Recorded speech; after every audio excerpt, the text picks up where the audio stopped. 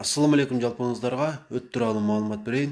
3 түрдүү кызматты аткарат. Биринчиси боордо иштелип чыккан өт суюктугун сактап берет. Аны тамак сиңирүүлүгүгө ылайыктуу кылып байытып берет. Анан 12 чейге тамак түшкөндө өт суюктун бөлүп чыгарып майдын сиңирилишине катышат.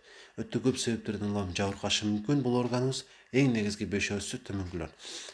Жер жемиштерди аз колдонуу, шириндиктерди көп колдонуу, витаминдердин жетишсиздиги, ашказан ооруганда колдоно турган дарыларды ашыкча колдонуу, анан албетте ашыкча салмактуулук. Ушул 5 себепти жогото турган болсоңуз, албетте өтүңүз оорубайт, анан анда таш пайда болуу мүмкүнчүлүгү дагы азаят.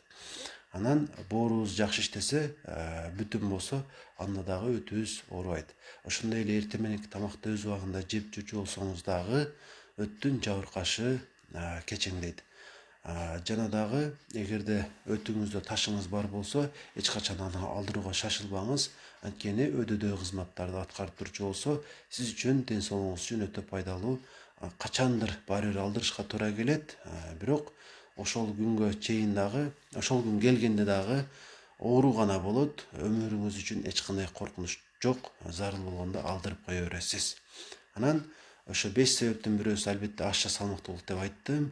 Андан арылуу боюнча сизде кыйынчылык болуп аткан болсо, мени 1 айлык курсума катышсаңыз болот. Андан сиз өтө көп пайдаларды ала аласыз.